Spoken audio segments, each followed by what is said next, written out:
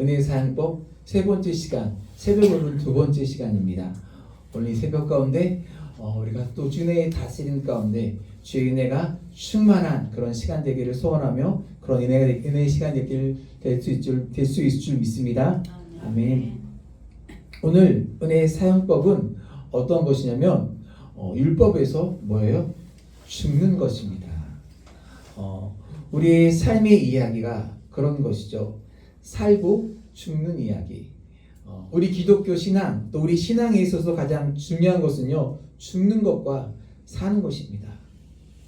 우리가 알아야 될 중요한 메시지는요, 결국 죽는 것과 사는 것입니다.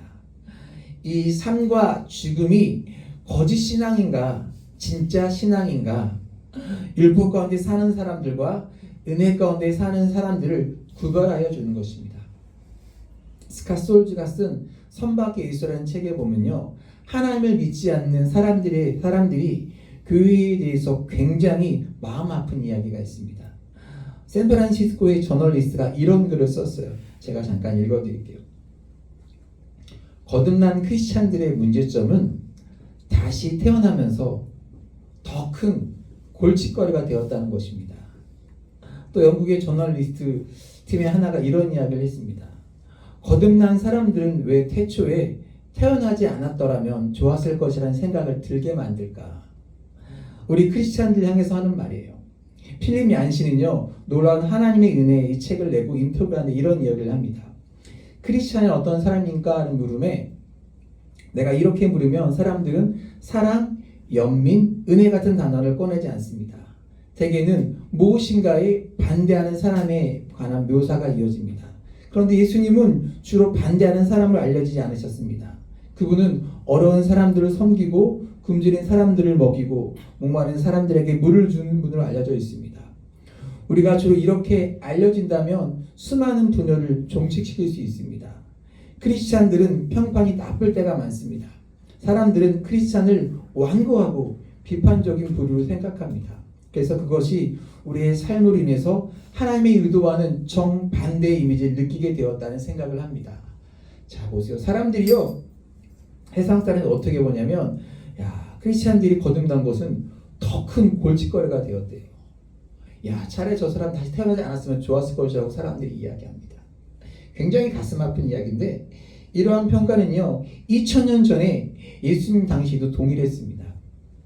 예수님 당시에도 율법적으로 이렇게 살아가는 사람들이 그런 평가들을 받았습니다. 그리고 주님의 마음을 가장 안타깝게 했던 것은요, 그러한 평판을 듣고 있는 하나님의 마음을 알지 못하는, 은혜를 알지 못하는 그리스도인에 대한 안타까움을 가지고 있었습니다. 그러니까 이번에 특색 가운데 함께 나누는 이 은혜라는 말씀의 주제는요, 하나님께서 진정 우리들이 은혜 가운데 거하기를 원하시는데 그렇게 우리가 살지 못하는 안타까운 우리의 모습을 바라보시고요, 바라보시는 하나님의 마음이 있다는 것을 깨닫게 됩니다. 여러분, 우리가 어제 은혜의 사용법, 은혜는 뭐라고 했죠? 내가 다 내려놓을 뻔했어요. 은혜는 뭐라고요? 내려놓는 거라고 했어요. 오늘 우리가 내려놓아야 할 정체, 그 실체를 여러분에게 밝히는데 그게 뭐라고요? 율법. 율법을 우리가 내려놓아야 합니다. 결국 우리가 내려놓아야 될 게 율법을 내려놓는 것인데, 율법은 단순히 내려놓는 차원에서 되는 것이 아니라 율법에서 우리가 어떻게 해야 된다고요? 죽어야 된다는 것입니다. 말씀이 무서워요. 죽어야 된다요. 오늘 말씀의 주제를 먼저 결론적으로 이야기한다면 오늘 우리가 율법에서 죽는 법을 여러분 배우고 가셔야 합니다. 아주 오래된 농담, 이게 조크일지도 모르겠어요. 부부 사이에서 이렇게 가끔씩 농담을 하는 것 같아요. 그리고 유익한 농담은 아닌데, 남편이 항상 아내를 바라보면서 하지 말아야 될 얘기를 해요. 당신 참 엉뚱해. 참 엉뚱한 사람이야. 무슨 말인지 알죠? 왜? 엉덩이가 뚱뚱하다는 말을 하는 거예요. 참 엉뚱해. 그러니까 그 말을 듣는 아내가 기분이 별로 안 좋아요. 그러니까 아내가 남편한테, 남편을 보고 뭐라고 얘기하냐면, 당신은 특공대야. 특공대 뭔지 아세요? 특별히 공부도 못하는데 머리만 큰, 대가리만 크다는 특공대. 이게 남편은 아내한테 엉뚱해, 아내는 남편한테 특공대, 뭐 이 가정이 그렇게 뭐 좋아 보이진 않아요. 이제 저는 깨우지 않았습니다. 쟤네가 알아서 나왔던 거예요. 눈 번쩍 떠서 나왔더라고요. 자녀가 있는데 뭐 시험을 보고 성적표를 가지고 왔습니다. 여러분 앞에는 모르겠는데 성적을 어떻게 받았는지 모르겠는데 옛날에는 성적을 어떻게 받았어요? 수미 양가 이렇게 써서 이렇게 보내줬잖아요. 근데 성적표를 가지고 왔는데 그 점수가 다 가가가가가가 하다가 마지막 최역에서 양 하나 딱 받아온 거예요. 여러분 자녀가 성적표를 가가가가가 하다가 최역에서 그것도 양 하나 딱 받아왔으면 기분이 어떨까요? 얘를 그냥 뭐라고 해야 되나? 아버지가 얘를 딱 이렇게 불러놓고 이야기하면서 좋은 말로 되겠죠. 탈리면서 얘기했어요.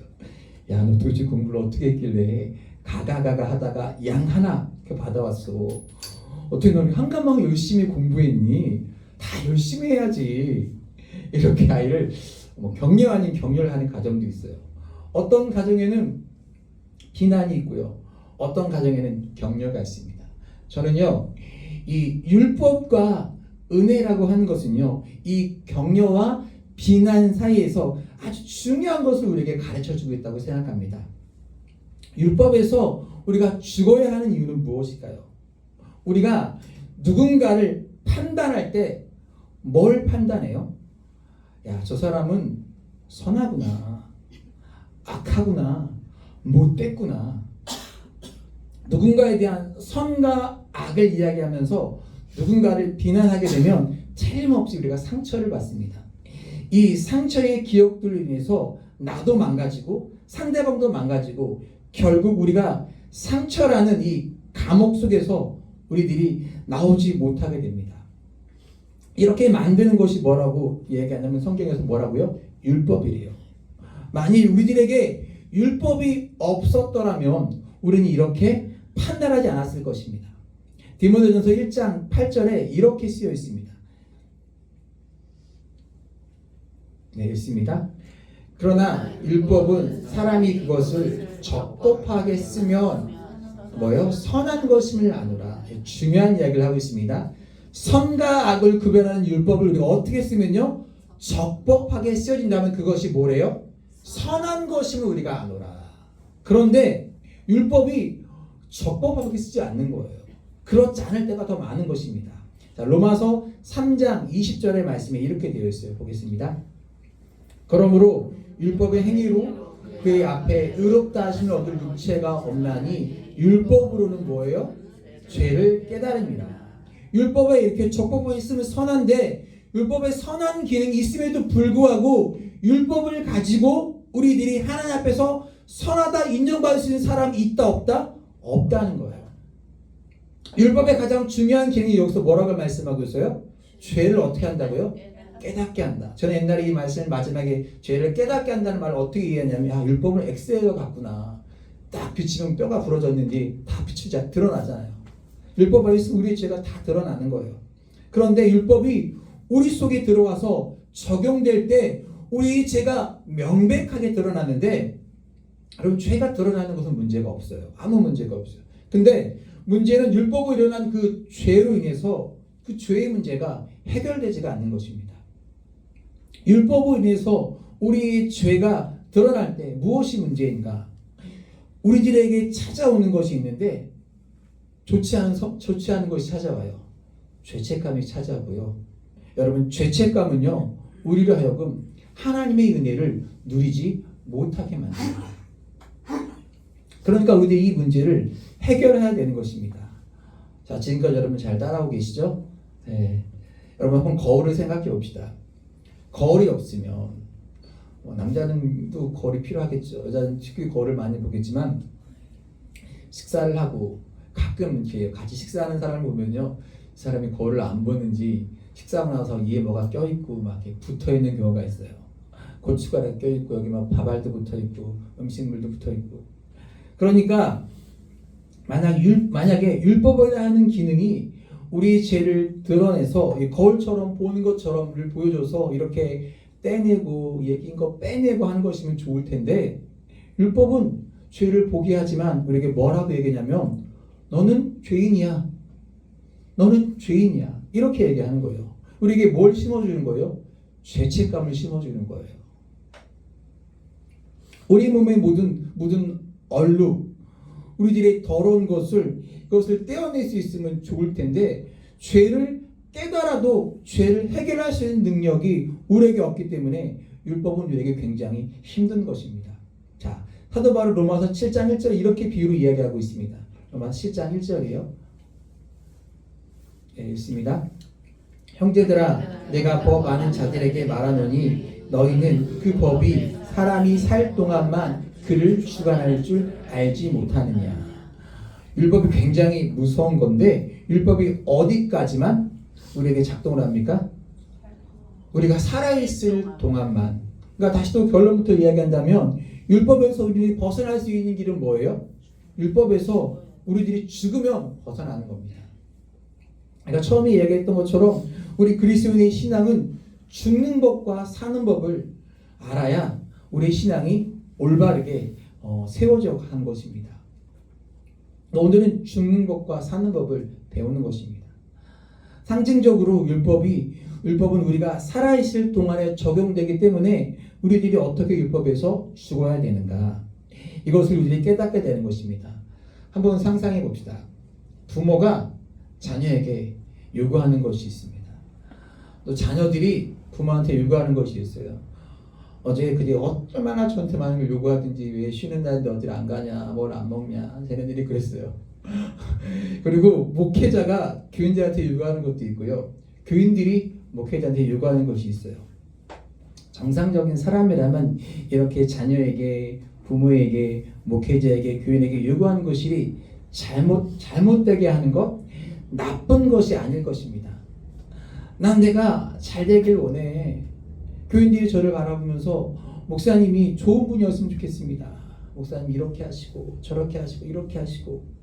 근데 참 신기한 건 뭐냐면, 우리들이 계속해서 이렇게 좋은 것들을 요구하는데 누구도 우리 요구를 채워줄 수가 없다는 것입니다. 그럼 어떤 현상이 일어날까요? 채워지지 않는 욕구로 인해서 뭐가 생기냐면 비난이 생깁니다. 교회는 그래요. 사람들은 그래요. 누군가를 비난하는 이 힘들은요, 악한 것에서부터 시작되는 것이 아니라 우리들이 원하는 요구들이 끊임없이 이루어지지 않으면서 우리는 서로를 비난하게 되고. 가만히 생각해 보십시오. 우리가 누군가에게 뭔가를 요구하는 이것은요, 하나님이 우리에게 주신 굉장히 중요한 선물의 카테고리 안에 들어 있습니다. 귀한 가정, 또 귀한 공동체, 귀한 교회. 그런데 우리들에게 주어진 이 아름다운 선물들이 어느 날 보니까 지옥이 되어버렸습니다. 하나님께서 우리에게 주셨던 이 아름다운 관계들이 어느 날 보니까 원수가 되어버렸습니다. 그것이 무엇 때문에? 우리를 속에 있는 율법 때문이라는 거예요. 에덴 동산 한번 돌아가 봅시다. 하나님께서 에덴 동산을 창설하시고 모든 것을 할 수 있도록 하셨을 때 가운데 나무 하나를 두셨어요. 뭐였죠? 선악과. 다른 말로 이야기할 수 있는데 율법나무. 선악과의 기능이 뭐였어요? 그것을 내가 먹는 순간 내가 선악을 분별하게 될 것이다. 그러니까 우리들이 율법적으로 생각할 때 우리는 선과 악을 구별하는 일은요, 대단한 일이라고 생각하고, 그리고 아담과 하와가 선악과를 먹게 되었을 때 그들의 눈이 밝아져서 선과 악을 구별하게 되었습니다. 자, 우리가 선과 악을 구별하면 우리 인생이 뭔가 대단할 것이라고 생각했는데, 선과 악을 구별하면서부터 아담의 눈에 하나님께서 그에게 허락하여 주신 하와라고 하는 사랑스러운 아내의 소중함이 보인 것이 아니라 그녀가 지은 죄와 잘못들이 보이기 시작했습니다. 하나님이 아담에게 물었어요. 아담아, 너 왜 선악과를 먹었니? 그랬더니 아담이 이렇게 대답했습니다. 사랑스러운 아내를 보며 사랑스러운 아내가 그의 가슴에 들어온 것이 아니라 저 여자 때문에 제가 죄를 지었습니다. 그 여자에 대한 비난이 생겼어요. 우리 삶의 도식이 다 똑같습니다. 하나님께 우리에게 주신 정말 좋은 선물들이 우리 안에 비난, 우리 속에 있는 율법, 선과 악을 구별하는 것으로 인해서 그 축복이 우리들에게서 사라져 버렸어요. 다시 말하면 은혜를 누리지 못하고 살아가고 있는 것입니다. 우리를 힘들게 하는 것들은요, 우리 주변에 있는 어떤 존재들, 어떤 관계들 때문이 아니라 그 존재와 관계된 우리들이 끊임없이 판단하며 우리들에게 들려오는 죄책감, 정죄감, 이 율법이요 우리를 무겁게 하는 것입니다. 더 이상 주변에 있는 사람들이요 율법 가운데 우리들이 살 때 사랑의 대상이 되지 못하는 겁니다. 우리의 기쁨이 되지 않는 것이에요. 참 신기하죠? 참과 거짓을 구별할 수 있는 위대한 능력을 가지게 되면 우리가 진짜 멋진 존재, 괜찮은 존재가 될 줄 알았는데 그것으로 인해서 불평이 생겼습니다. 불행해지기 시작했습니다. 조금 전에 언급했던 불행한 부부에 대한, 불행한 관계에 대한 이야기를 한 번 더 생각해 볼게요. 이 관계에서 벗어날 수 있는 방법은 무엇일까? 로마서 7장 2절과 3절에 이렇게 말씀하고 있어요. 읽겠습니다.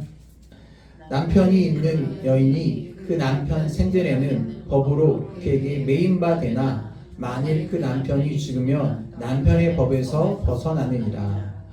그러므로 만일 그 남편 생전에 다른 남자에게 가면 음녀라. 그러나 만일 남편이 죽으면 그 법에서 자유롭게 되나니 다른 남자에게 갈지라도 음녀가 되지 아니하느니라. 자, 이게 참 성경에 이런 말씀이 다 있습니다. 그러니까 저 말을 한마디로 정리하면요, 남편이 좀 어떻게 해야 돼요? 죽어야 된다는 거예요. 이 부분만 오해하고 듣지 마시고 남편을 죽이라는 그런 소리 아니에요. 그러니까 이 말씀을 잘 이해해야 되는데 우리를 그리스도의 신부를 이렇게 표현하고 있고 비유를 하고 있는데 우리들이 은혜 가운데 사는 것은 그리스도의 신부가 되어야 한다는 것입니다. 근데 지금 어떤 비유를 하고 있냐면 아주 이렇게 나쁜 남편, 이 남편이 어떤 남편이냐면 율법으로 우리 모든 것을 지적해요. 잘못했어. 네가 틀린 거야. 당신 잘못했네. 그래서요, 우리 이것들을 채울 수 없는 남편, 아주 나쁜 남편, 멀리서 찾을 필요가 있겠어요? 같이 살고 있는 남의 편이 남편인데. 그러니까 그 남편과 함께 살면요, 내가 어떻게 돼요? 계속 말라가는 거예요. 말라 죽는 겁니다. 근데 그 남자로부터 벗어날 수 있는 길이 뭐냐면 당시의 법에 의하면 어떻게 됐어요? 이 남편이 살아있는데 아무리 나쁜 남편이지만 다른 쪽으로 시집을 가버리면 뭐가 되는 거예요? 간음이 되는 거예요. 그런데 이 남편이 죽으면 법적으로 다른 사람이 신부가 돼도 아무런 문제가 없는 거예요. 즉 그런 비유를 지금 이야기하고 있는 것이에요. 우리들이 율법에서 죽어야 우리들이 그리스도의 신부가 될 수 있습니다. 그래서 오늘 말씀이 뭐냐면 율법에서 우리 죽는 법을 배우는 것입니다. 율법의 주문, 율법과 함께 살면서 이렇게 살아야 돼 라고 하는 율법의 조문들을 우리들은 가지고 있습니다. 자, 우리들이 그동안 하나님을 믿으면서 신앙생활을 하면서 우리들이 생각했던 그 경건함이라고 하는 것들이 있어요. 뭐가 있어요? 자, 말씀을 많이 묵상하고 말씀을 많이 막 다독하고 자기를 많이 희생하고 성경 공부를 열심히 참여하고 규칙적으로 기도하고 열심히 봉사하고 하는데 하나님을 믿는데 그동안 율법의 조문들은 이렇게 살아야 선하고 경건했습니다. 이렇게 살아야 옳은 것이야 라는 규칙들을 우리에게 계속 주었는데 그 결과가 어떤 거였어요? 아무리 우리들이 그 규칙들을 세우고 열심히 신앙생활을 해도요, 이걸 우리가 만족시킬 수 있는, 율법을 만족시킬 수 있는 방법이 없는 겁니다. 그 아무리 누가 애쓰고 열심히 해도 이걸 만족시킬 수가 없어요. 그러니까 우리가 열심히 신앙생활을 하면 할수록 우리들이 더 곤고해지는 겁니다. 왜 이런 현상이 나타납니까? 난 이렇게 열심히 하나님을 믿고 열심히 신앙생활을 하는데 나는 왜 이렇게 곤고한 거야?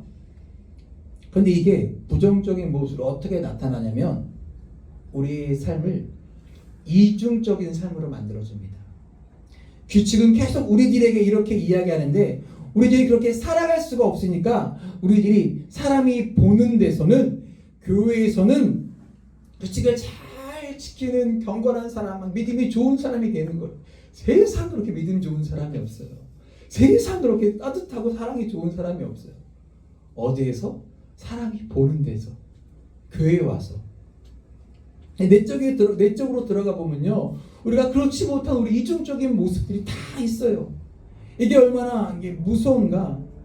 하루아침에 이 율법적인 신앙이 무너져 내리는데, 우리가 그렇게 살아갈 능력이 없으면서 능력이 있는 척 하다가 조그마한 죄 앞에서 우리들이요 무너져 내리기 시작할 때, 우리는 주변에서 정말 한 번에 무너져 내리는 그런 신앙의 사람들을 종종 보아왔어요.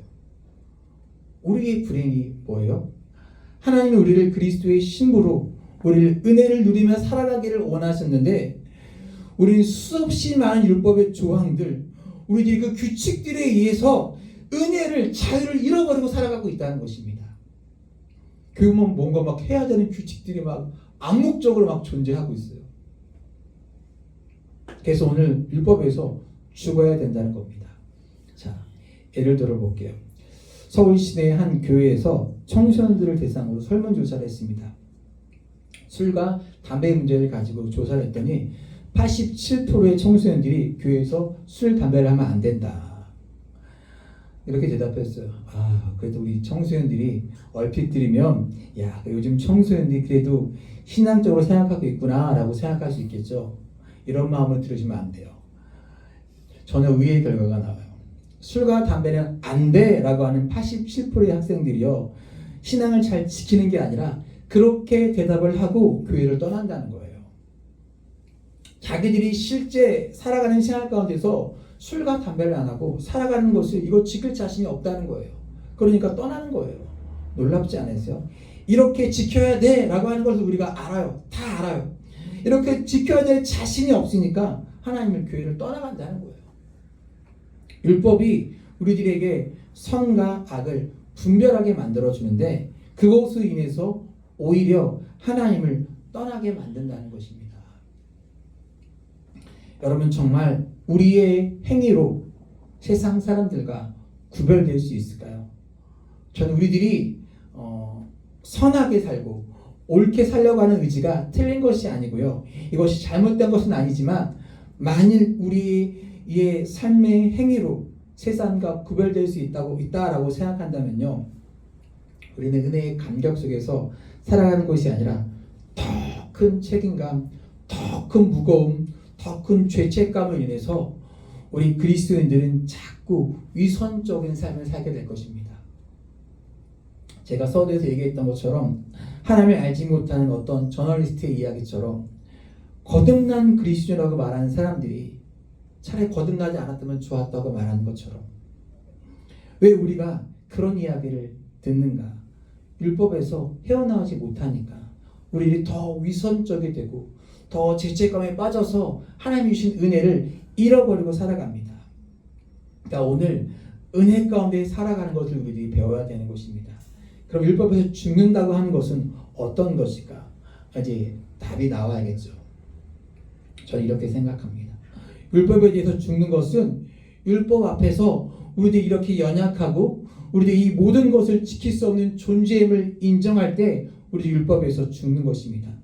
우리가 율법에 얼마나 연약한 존재인지를 알고 죽을 때 우리가 그 죽음에서부터 은혜로 새롭게 태어나는데, 하나님, 저는 율법의 이 문제를 가지고 해결되지 않습니다. 제가 율법에서 죽습니다. 율법으로 살지 않겠습니다 라고 고백할 때 오늘 하나님의 역사가 우리 가운데 일어나서, 그래서 오늘 이 특세에서, 이 새벽에서 우리가 죽기 위해서 오늘 새벽에 기도해야 됩니다. 그러니까 오늘 우리 기도할 때 어떤 기도를 해야 돼요? 주님, 죽여주옵소서. 죽여달라고 기도해야 돼요. 어디에서? 율법에서. 내가 율법에서 하나님 죽게 해주세요. 더 이상 우리로 하여금 율법에 머무르지 않게 하여 주옵소서. 율법에 사로잡히지 않게 하여 주옵소서. 고린도후서 5장 17절에 유명한 말씀이 있죠. 함께 해볼게요. 그런즉 누구든지 그리스도 예수 안에 있으며 새로운 피조물이라, 이전 것은 지나갔으니 보라 새 것이 되었도다.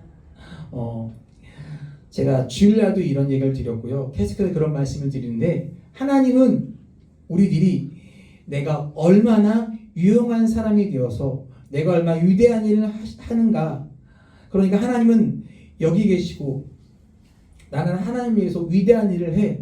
하나님 이거를 원하시는 분이 아니라고 말씀드렸어요. 하나님은 어떤 걸 원하신다고요? 내가 내 안에 나의 관계 속에서 내 안에 들어왔으면 좋겠다라고 말씀하신 분이에요. 은혜가 다스린 상 스티브 맥베이의 책에 보면요, 한 가지 비유를 이야기합니다. 이 사람이 스위트라고 그러는데 차를 스위트를 타는데 뜨거운 물과 차가운 물을 준비해서 투명한 그릇에 넣고 뜨거운 물에 넣고 차가운 물에 넣고 타는 거예요. 그럼 여러분 뜨거운 물에 넣으면 잘 녹아 풀어지겠죠. 찬물은 잘 녹지 않을 거예요. 근데 여기다가 맛있는 차를 타기 위해서 각설탕을 집어넣습니다. 그리고 저어요. 여러분 각설탕을 집어넣으면 뜨거운 물은 어떻게 되겠어요? 잘 녹아요. 찬물은 어떻게 될까요? 잘 녹지 않아요. 각설탕이 그대로 조금만 녹다가 남아 있습니다. 스티브 맥베이가 책에서 이렇게 얘기해요. 스위트를 만드는데 이 설탕과 이 티라고 하는 것은 완전히 다른 화학 구조를 가지고 있습니다. 그런데 뜨거운 물 속에 설탕이 들어가서 완전히 녹으면 이것은 완전히 다른 스위트, 차로 변한다는 거예요. 그러나 이 차가운 물에 각설탕이 들어가면 이 안에 화학 구조는 변하지 않아서 티와 설탕이 각자로 존재하는 거예요. 율법과는 한다고 하는 것은 뭐냐면 우리들이 하나님을 믿는다고 하면서 여전히 우리가 녹지 않는 각설탕으로 존재하는 것입니다. 고린도후서 5장 10절에 나온 것처럼 그리스도 안에서 우리들이 온전한 새로운 피조물이 된다고 하는 것은요, 그리스도 안에서 더 이상 우리의 모습이 보이지 않는 그 안에 완전히 내재되는 완전히 다른 화학 구조로 변화되는 것이다 라고 말하고 있어요. 율법 가운데 산다고 하는 것은요, 우리들이 하나님을 믿으면서 우리는 그대로 각설탕처럼 녹지 않고 살아있는 것입니다. 하나님을 믿는데 하나님을 믿는 거는 믿는 거고 우리는 내가 여기서 무엇이 선하고 악한지를 구별하면서 살아가고 있는 것입니다. 근데 우리들이 율법이 아닌 은혜로 살아간다고 하는 것은요, 하나님 안에서 내가 온전히 죽는 것입니다. 뜨거운 물에 들어간 각설탕처럼 완전히 녹아내리는 거예요. 여러분 성경이 우리에게 굉장히 놀라운 진리를 말씀하고 있는데 우리에게 죽으라고 말씀하고 있어요. 어디에서? 율법에서. 그리스도 안에서 죽으라고. 너희들이 그리스도 안에서 온전한 새로운 피조물이 되어라. 그리고 오늘 율법에서 죽고 율법에서 벗어나서 우리들이 그리스도 안에서 새로운 피조물이 될 때 하나님은 단순히 우리의 그 행위를 바꾸시는 분이 아니라 우리의 그 존재를 바꾸셔서 우리의 생각을 바꾸셔서 우리를 바라보고 있던 사람들의 관점을 바꾸셔서 은혜의 눈으로 사람들을 보게 하시고 새롭게 깨닫게 하신다는 것입니다. 그러니까 너희들이 마음을 새롭게 하여 새로운 피조물이 되라고 하는 이 말씀. 자, 제가 마지막 한 가지 예로 말씀을 마치려고 하는데 우리가 무언가를 해야 되는 율법의 조문에서 우리들이 죽고 더 이상 우리들 안에서 율법이 작동되지 않는다는 것은 어떤 의미일까? 우리가 이 세상에서 살아가면서 하나님이 주시는 사명과 은혜 가운데 빠져 산다는 것이 어떤 것인가? 대학원 교수님이 했던 얘기들이 생각나는데 이 대학원 교수님이 미국으로 유학을 갔는데 우리나라도 많이 변했는데 이 교수님이 미국으로 갔을 때는요 가장 당황스러웠던 것은 뭐냐면 아동보호법이 그렇게 많다는 거예요. 아동을 보호하는 법률이 왜 이렇게 많은지 옛날 그 교수님이 갔을 때는 우리나라에 그런 개념들이 별로 없었어요. 아동학대라든지 옛날 우리 부모님들은 아이들을 때리는 것은 죄송하지만 당연했었어요. 많이 맞고 자랐고 사랑의 매라고 해서 훈육을 했어요. 근데 뭐 미국에 갔는데 부모가 아이를 때리면 큰일 나는 겁니다. 애들이 학교에 가서 엄마가 나를 때렸어 이렇게 이야기하면 아동학대가 되어서 바로 그때부터 부모가 애를 갈라놓는 거예요.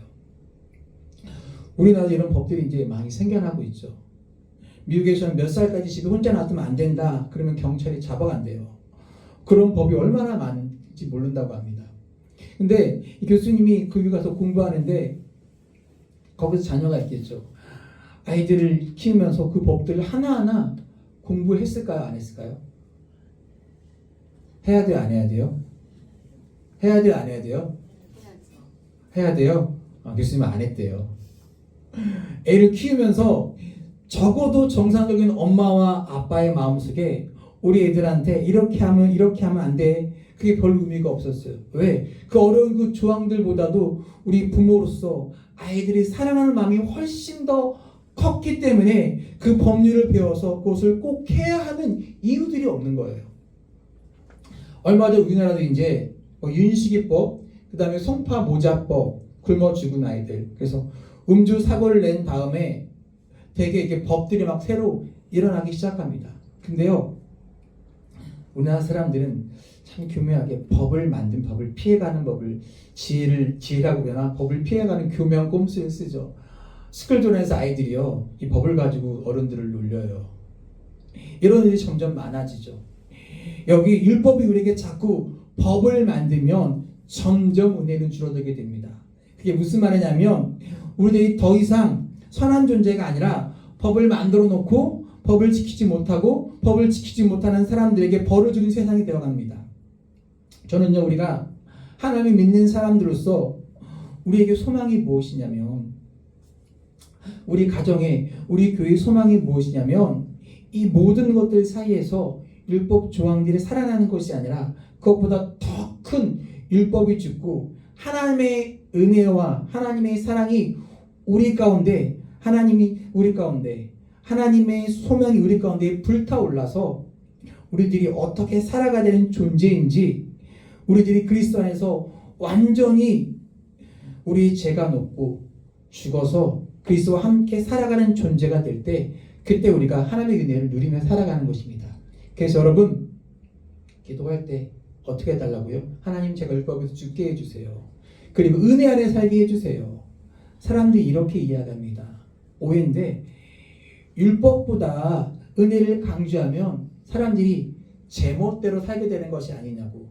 교회 안에서도 은혜만 이야기한다면 사람들이 제멋대로 살게 되는 것이 아니냐고.